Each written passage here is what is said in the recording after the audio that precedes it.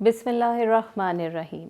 अस्सलाम वालेकुम। क्या हाल है प्यारे बच्चों, उम्मीद है आप सब खैरियत से होंगे।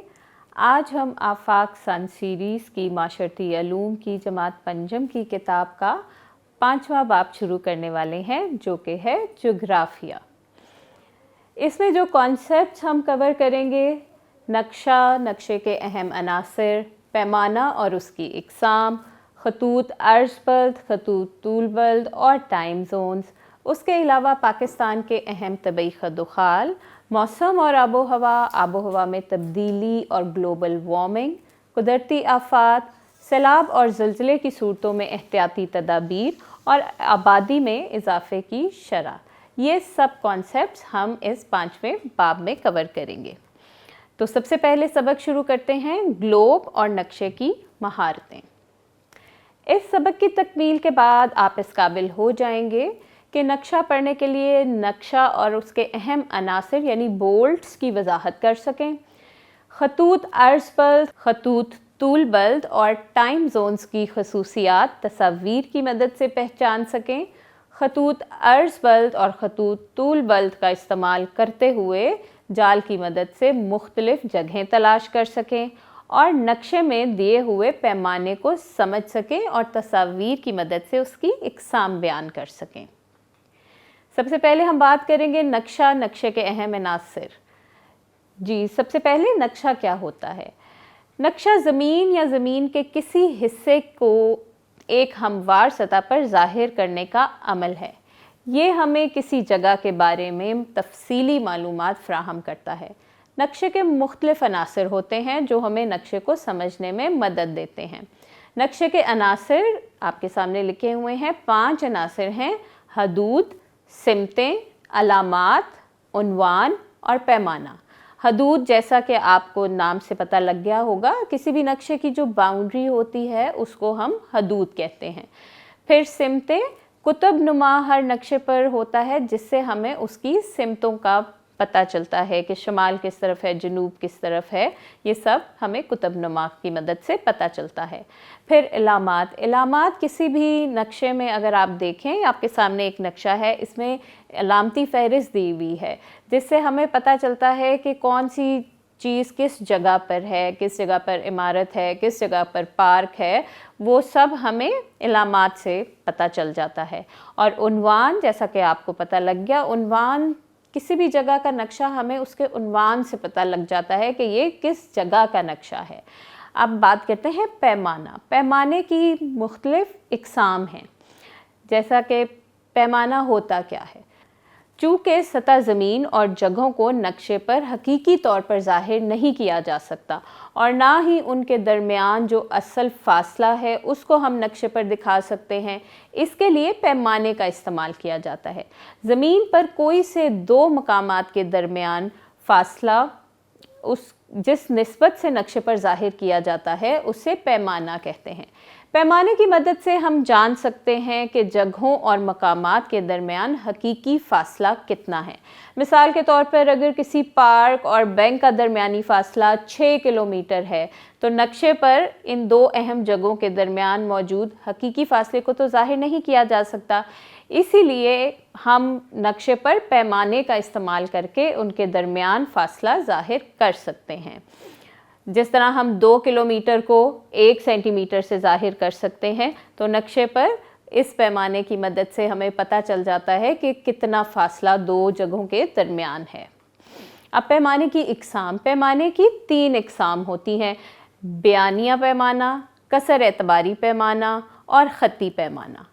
बयानिया जो पैमाना है, बयानिया पैमाना नक्शे पर दिए हुए फ़ासले को अल्फाज में बयान करता है। अगर आप देखें, आपके सामने एक तस्वीर है, जिस तरह लिखा हुआ है 1 इंच बराबर है 1 मील के, तो ये बयानिया है, यानी कि ये अल्फाज में बयान कर रहा है। फिर कसर एतबारी पैमाना, यानी जिसको हम रिप्रेजेंटेटिव फ्रैक्शन भी कह सकते हैं, उसमें कसर या तनासुब की मदद से हकीकी फ़ासलों को नक्शे पर ज़ाहिर किया जाता है, आपके सामने जैसे लिखा हुआ है। फिर इसी तरह जो ख़त्ती पैमाना है, ख़त्ती पैमाने को नक्शे पर ख़त की मदद से ज़ाहिर किया जाता है। ये ख़त 2 जगहों के दरमियानी फ़ासले को ज़ाहिर करता है। अब हम बात करेंगे खतूत अर्ज़ बल्द, खतूत तूल बल्द और टाइम जोन्स की। खतूत अर्ज़ बल्द और खतूत तूल बल्द क्या होते हैं? ग्लोब पर बहुत से उफ़क़ी और अमूदी खतूत पाए जाते हैं। आप देखिए, आपके सामने ग्लोब की तस्वीर हैं, उस पे मुख्तलिफ़ लेबलिंग, अगर आप देखें लेबल हुआ है कि कौन सा खतूत अर्ज़ बल्द है और कौन सा तूल बल्द है। उफ़क़ी खतूत जो है, जो शर्कन गरबन ख़त्ते इस्तवा के मतवाज़ी खींचा जाता है, उसे खतूत अर्ज़ बल्द कहा जाता है। खतूत अर्ज़ बल्द तादाद में 180 होते हैं। 90 दर्जे खतूत अर्ज़ बल्द ख़त्ते इस्तवा के शुमाल में और 90 दर्जे खतूत अर्ज़ बल्द ख़त्ते इस्तवा के जनूब में वाक़या होते हैं। खतूत अर्ज़ बल्द ख़त्ते इस्तवा से नापे जाते हैं। ख़त्ते इस्तवा वो फ़र्ज़ी उफ़क़ी ख़त है जो ज़मीन को 2 बराबर हिस्सों में तकसीम करता है। इसका दर्जा 0 होता है। शमालन जनूबन खींचे जाने वाले अमूदी ख़त खतूत तूल बल्द कहलाते हैं। ये तादाद में 360 होते हैं। खतूत तूल बल्द का हिसाब ख़त्ते निस्फ़ुन नहार आज़म से किया जा सकता है। फ़र्ज़ी ख़त्ते निस्फ़ुन नहार आज़म इंग्लिस्तान के मकाम ग्रेनिच, लंदन के करीब से गुज़रता है और ये वो अमूदी ख़त है जो कुतुब शमाली को कुतुब जनूबी से मिलाता है। इसका दर्जा 0 होता है। 180 तूल बल्द ख़त्ते निस्फ़ुन नहार आज़म के मशरिक़ में और 180 दर्जे उस ख़त के मग़रिब की तरफ होते हैं। आइए जायज़ा लेते हैं। आपके सामने एक तस्वीर दी गई है। आपने इस तस्वीर में मुख्तलिफ़ पैमानों के नाम लिखने हैं। अब आपके सामने अहम खतूत अर्ज़ बल्द और खतूत तूल बल्द दर्ज झैल हैं। अगर आप देखें तो आपके सामने एक ग्लोब है और उस पे ये सारे लेबल हुए हैं कि कौन सा ख़त कितने दर्जे पर होता है। जिस तरह ख़त्ते इस्तवा जो है वो 0 दर्जे उफ़क़ी ख़त है, फिर ख़त्ते सरतान है, उसका भी दर्जा लिखा हुआ है। इसी तरह ख़त्ते जद्दी है, दायरा कुतुब शमाली है, दायरा कुतुब जनूबी है और इसी तरह ख़त्ते निस्फ़ुन नहार आज़म है। इन सब को अगर आप गौर से देखें तो इन सब के दर्जे वाज़े तौर पर लिखे गए हैं। इसी तरह दुनिया में मुख्तलिफ़ टाइम जोन्स हैं, उसके हवाले से बात कर लेते हैं। ज़मीन अपने महवर पर मग़रिब से मशरिक़ की तरफ घूमती है। गर्दिश के दौरान ज़मीन का जो हिस्सा सूरज के सामने होता है वहाँ दिन होता है और जो हिस्सा सूरज के सामने नहीं होता वहाँ रात होती है। ज़मीन अपना एक चक्कर 24 घंटों में मुकम्मल करती है। अगर आप ये देखें, आपके सामने नक्शा है जिस पर मुख्तलिफ़ टाइम जोन्स जो हैं उनका बताया गया है। अब हम बढ़ते हैं मश्क की तरफ। जी, दुरुस्त जवाब का इंतखाब कीजिए। जिस तरह आपके सामने 5 सवाल दिए गए हैं, हर एक के साथ ऑप्शंस हैं। आपने ध्यान से पढ़ना है और बताना है कि सही ऑप्शन कौन सी है। जिस तरह नक्शे की अतराफ़ कहलाती हैं, अब हमारे पास 4 ऑप्शंस हैं, सिमतें, पैमाने, हदूद या उन्वान। जी बिल्कुल ठीक जी, हदूद से नक्शे की अतराफ़ जो है उनको हम हदूद कहते हैं। इसी तरह नक्शा जिस मकसद के लिए बनाया गया है उसे ज़ाहिर किया जाता है। जी, किससे ज़ाहिर किया जाता है? उन्वान से, पैमाने से, अलामती फ़हरिस्त से, जी, या हदूद से। जी, ये आप थोड़ा सा सोचिए तो आप बता सकते हैं। बिल्कुल सही, उन्वान से। इसी तरह अगले सवाल की तरफ बढ़ते हैं। दुरुस्त जुमले के सामने टिक और गलत जुमले के सामने क्रॉस का निशान लगाइए। यहाँ पर भी 5 जुमले दिए गए हैं, हम इनमें से कोई एक पढ़ते हैं। कुतुब नुमा की मदद से नक्शे पर जगहों की सिमतें मालूम की जा सकती हैं। क्या ये सही है? जी हाँ, बिल्कुल ये सही है। इसी तरह अब आप बाकी के भी पढ़िए और फिर उनके आगे अगर वो सही हैं तो टिक का निशान लगाइए, अगर वो गलत है तो उनके आगे क्रॉस का निशान लगाइए। अगला सवाल, कॉलम अलिफ को कॉलम बे से मिलाइए। अब अगर आप गौर से देखिए, कॉलम अलिफ पे ख़त लिखे हुए हैं तमाम और कॉलम बे पे उनके दर्जे लिखे हुए हैं। आपने बहुत गौर से पढ़ना है और उसको उसके दर्जे के साथ मिलाना है। जिस तरह ख़त्ते इस्तवा जो है, क्या वो उफ़क़ी ख़त है या अमूदी ख़त है, ये आप बता सकते हैं। आपने सिर्फ उसको मिलाना है। जी, उफ़क़ी ख़त, ख़त्ते इस्तवा उफ़क़ी ख़त है, आप उसको ज़ीर दर्जे उफ़क़ी ख़त से मिलाएंगे। आगे चलते हैं। جی درج ذیل سوالات کے مختصر جواب دیجیے۔ آپ کے سامنے 3 سوال ہیں جن کے آپ نے مختصر جواب دینے ہیں۔ جس طرح ایک میں پڑھ دیتی ہوں، نقشے پر علامتی فہرست کس لیے دی جاتی ہے؟ جی ابھی ہم نے پڑھا بھی تھا کہ علامتی فہرستیں ہمیں کسی بھی نقشے میں وہاں کی جگہوں اور چیزوں کے بارے میں پتہ چلتا ہے۔ تو اسی طرح باقی کے بھی 2 پڑھیے اور ان کے جواب دیجیے۔ درج ذیل سوالات کے تفصیلی جواب دیجیے۔ اب آپ کے سامنے 3 سوال ہیں جن کے آپ نے تفصیلی جواب دینے ہیں۔ اگلے سوال کی طرف بڑھتے ہیں۔ دیے ہوئے گلوب کو دیکھتے ہوئے اہم خطوط عرض بلد اور خطوط طول بلد تحریر کیجیے۔ جی اب آپ کے سامنے نقشہ، آپ کے سامنے گلوب ہے۔ آپ نے اس گلوب میں تمام اہم جو خطوط عرض بلد ہیں اور خطوط طول بلد ہیں، آپ نے ان کو تحریر کرنا ہے۔ اب ہم بڑھتے ہیں اپنے اگلے سبق کی طرف، جو کہ ہے پاکستان کے طبعی خد و خال۔ اس سبق کی تکمیل کے بعد آپ اس قابل ہو جائیں گے کہ پاکستان کے اہم طبعی خطوں کی نشاندہی کر سکیں اور ان کی نمایاں خصوصیات بیان کر سکیں۔ آئیے چلتے ہیں۔ سب سے پہلے دیکھیں، پاکستان کو خد و خال کے لحاظ سے 5 مخصوص خطوں میں تقسیم کیا جا سکتا ہے۔ یہ خطے درج ذیل ہیں، جیسے کہ آپ کے سامنے تصاویر بنی ہوئی ہیں اور ان کے نیچے ان کے نام بھی لکھے ہوئے ہیں، جیسا کہ پہاڑی علاقے، پھر سطح مرتفع، پھر میدانی علاقے، صحرائی علاقے اور ساحلی علاقے۔ اب ان کے بارے میں پڑھتے ہیں۔ جی سب سے پہلے ہم بات کریں گے پہاڑی علاقوں کی۔ پاکستان کا شمالی اور مغربی علاقہ درج ذیل پہاڑی سلسلوں پر مشتمل ہے۔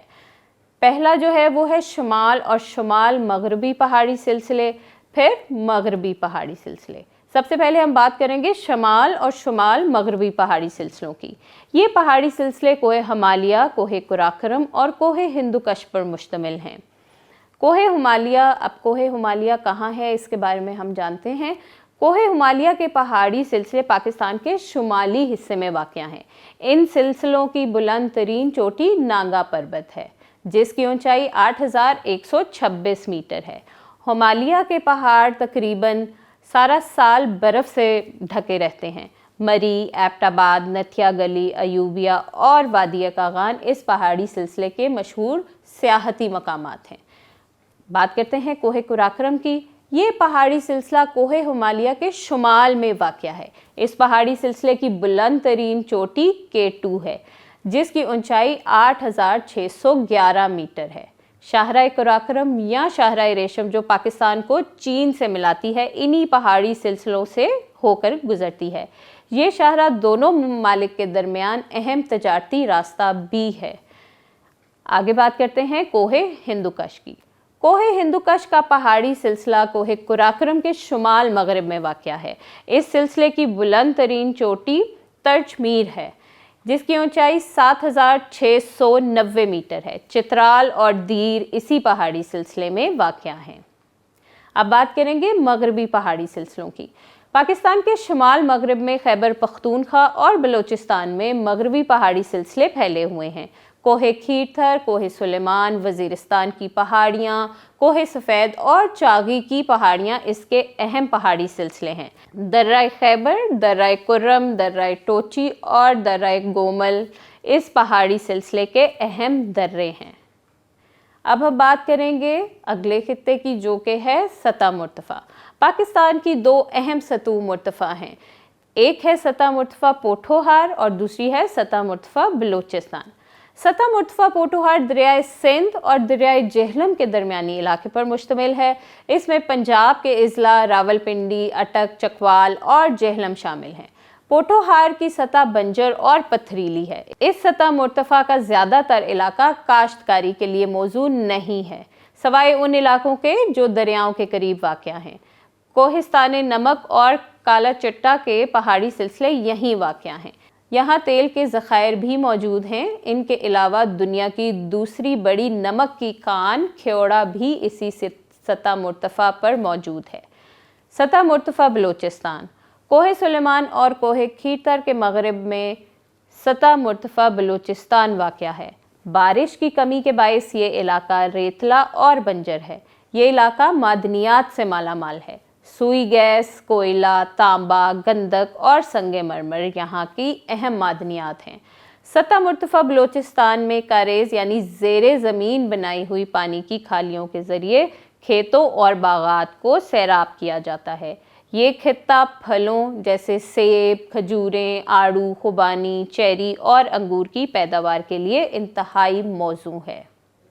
اب بات کریں گے میدانی علاقوں کی۔ پاکستان کے میدانی علاقوں کو دو حصوں میں تقسیم کیا جا سکتا ہے، دریائے سندھ کا بالائی میدان اور دریائے سندھ کا زیریں میدان۔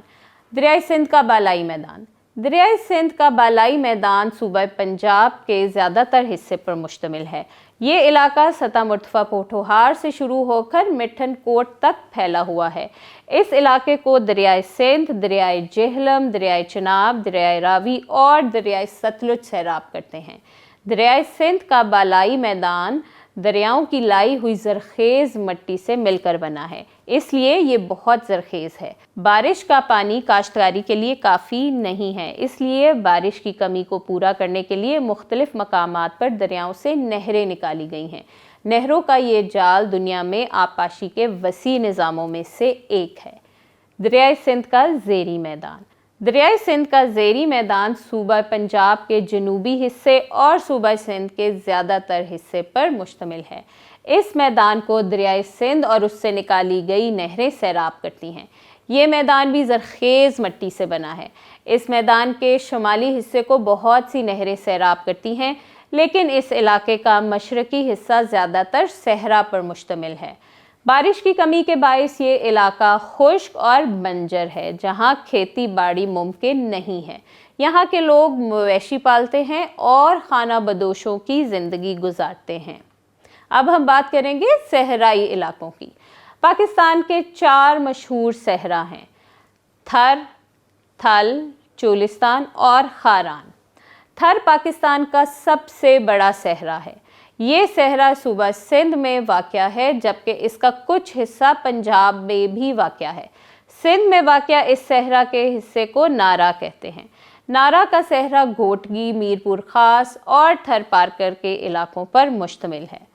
چولستان تھر کا جو حصہ پنجاب میں واقع ہے اسے چولستان کہا جاتا ہے۔ چولستان میں بہاولپور، رحیم یار خان اور بہاول نگر کے علاقے شامل ہیں۔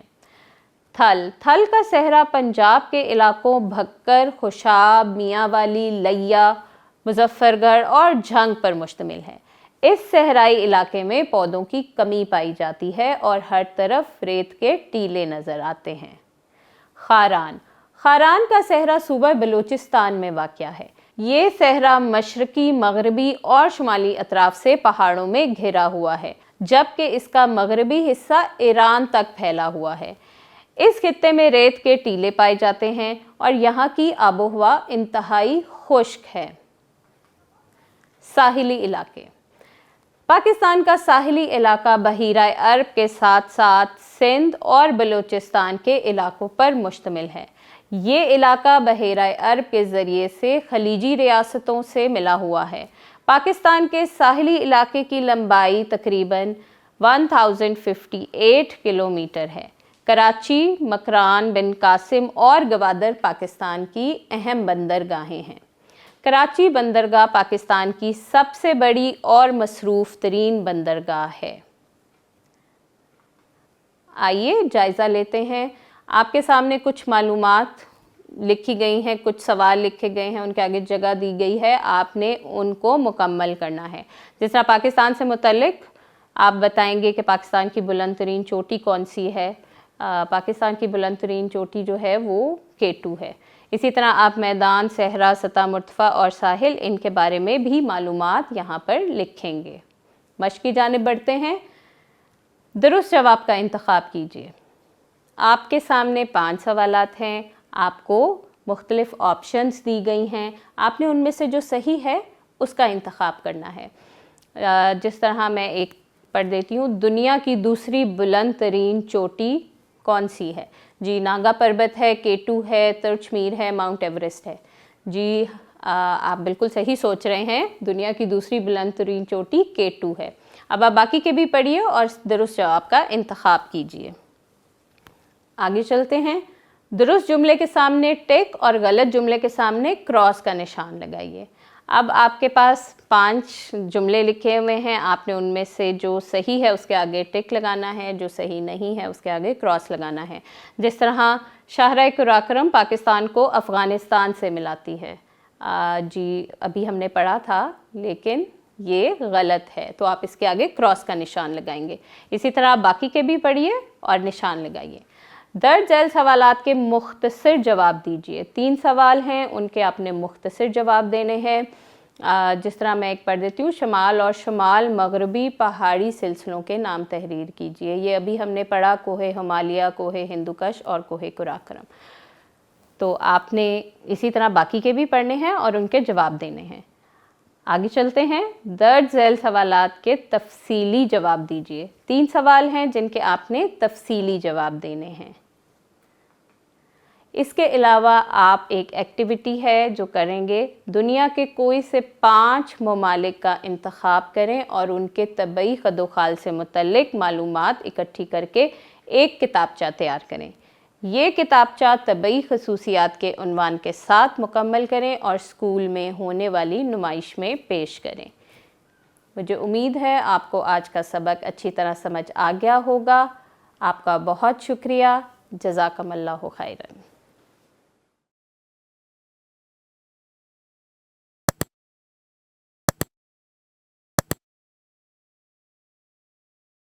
بسم اللہ الرحمن الرحیم۔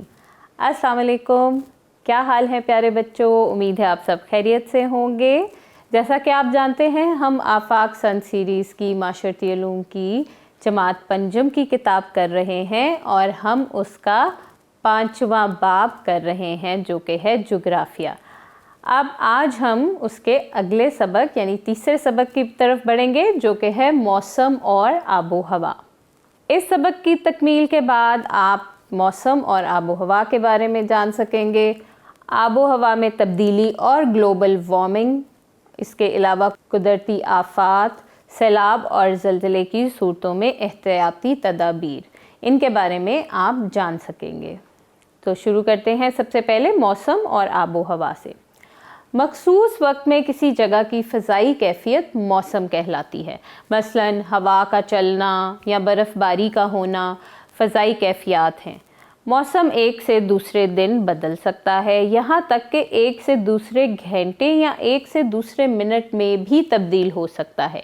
ایک لمبے عرصے کے لیے کسی جگہ کی اوسط موسمی کیفیت آب و ہوا کہلاتی ہے۔ مثال کے طور پر پاکستان کے شمالی علاقہ جات کی آب و ہوا سرد ہے، جبکہ میدانی علاقوں کی آب و ہوا گرم اور خشک ہے۔ آب و ہوا جو ہے وہ ہماری زندگی پر کچھ کافی اثرات مرتب کرتی ہے، ان کے بارے میں جانتے ہیں۔ ہم اپنی زندگی کو بہتر بنانے کے لیے کئی قسم کی سرگرمیوں میں مصروف عمل رہتے ہیں۔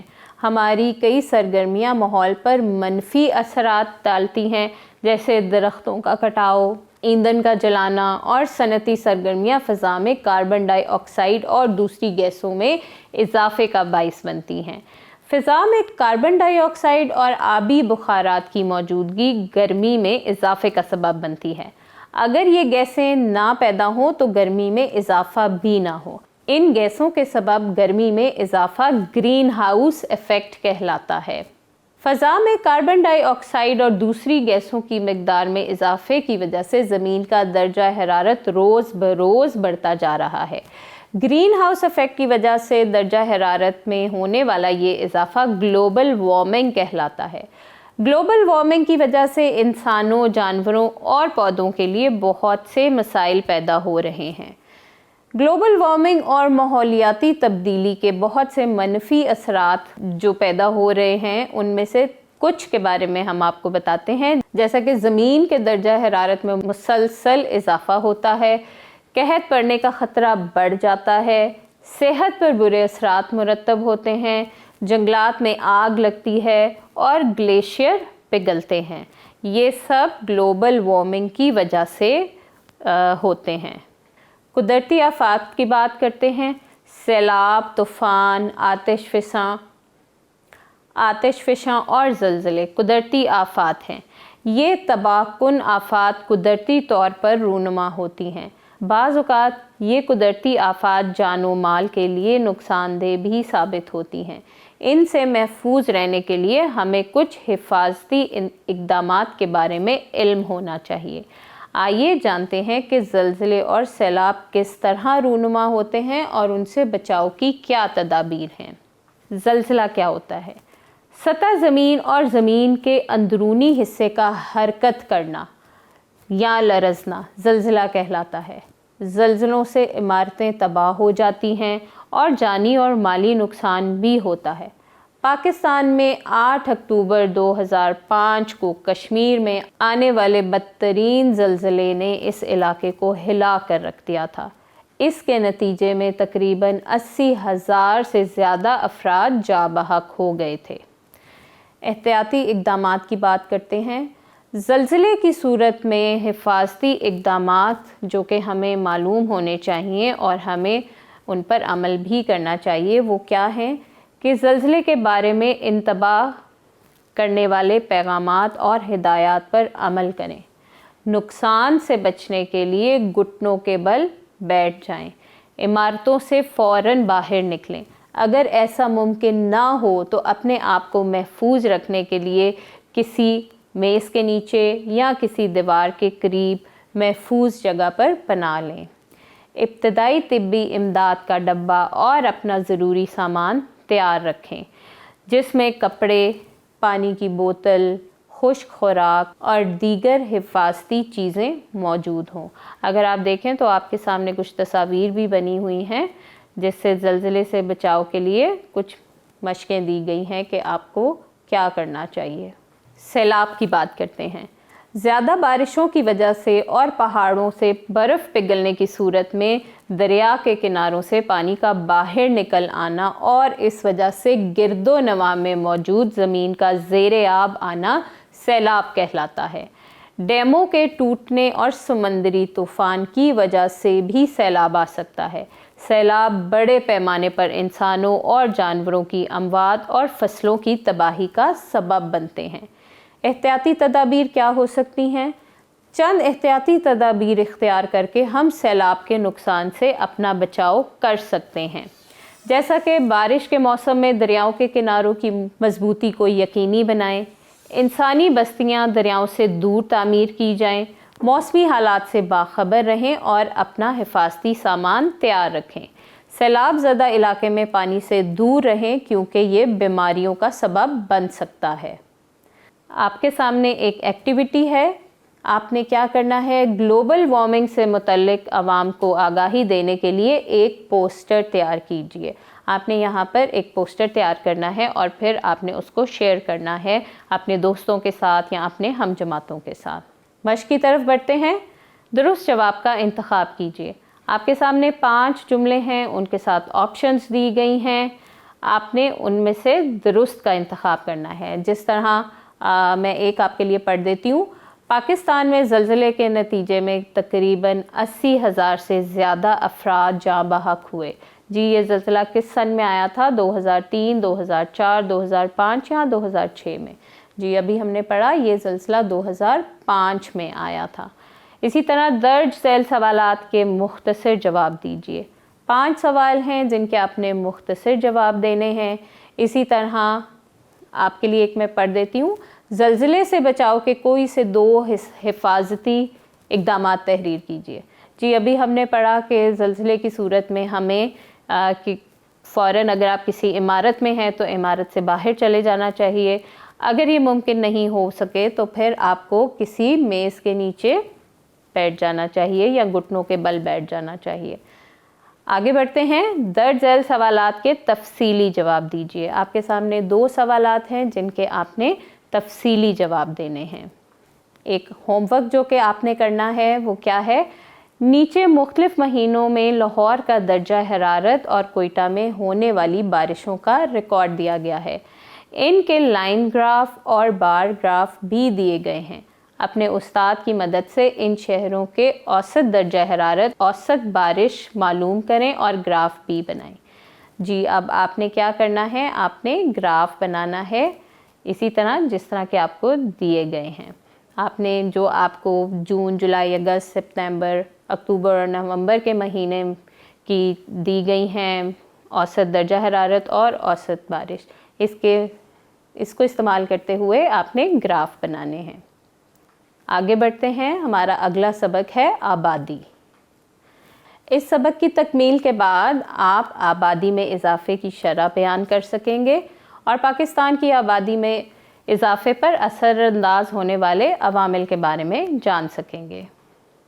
जी, आबादी में इजाफे की शरह के बारे में बात करते हैं।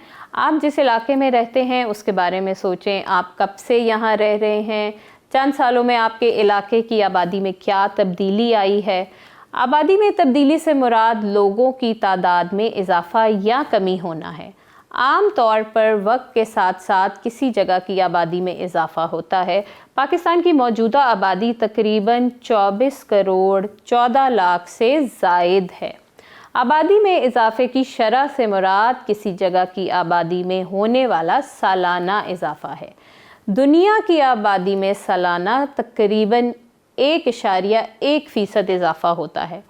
पाकिस्तान की आबादी में इजाफे की ये शरह 2.5% है, जो कि खासी बुलंद है।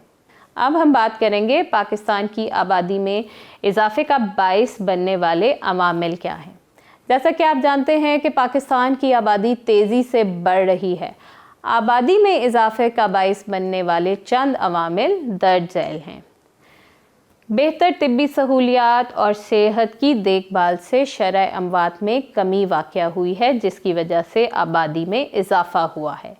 ज़रख़ेज़ ज़मीन, पानी की दस्तयाबी और साज़गार मौसम की वजह से पंजाब और सिंध गुंजान आबाद इलाके हैं।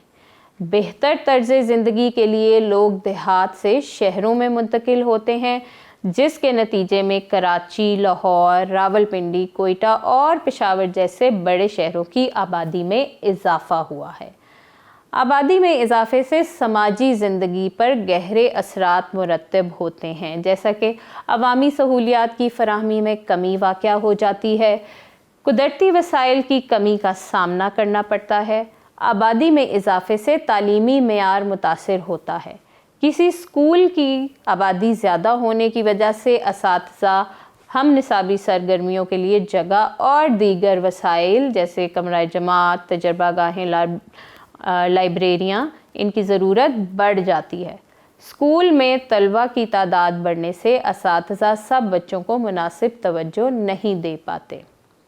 जी, ये हमने ज़िक्र किया कुछ थोड़ा सा आबादी में इजाफे से जो समाजी ज़िंदगी पर असरात मुरतब होते हैं उनके बारे में हमने बात की। तो अब हम बढ़ते हैं आगे। आप देखिएगा सफ़ा नंबर 87 पर दिया हुआ दुनिया की आबादी का ग्राफ देखिए और दी हुई जगह पर तहरीर करें कि मुख्तलिफ़ सालों में दुनिया की आबादी कितनी थी। आप 1950, फिर 1990, 2010 और 2020 इनके सामने आपने तहरीर करना है कि इन सालों में दुनिया की आबादी कितनी थी। अब बढ़ते हैं मश्क की तरफ। दुरुस्त जवाब का इंतखाब कीजिए। आपके सामने 5 सवाल हैं और उनकी ऑप्शंस दी गई हैं। आपने उसमें से दुरुस्त जवाब का इंतखाब करना है।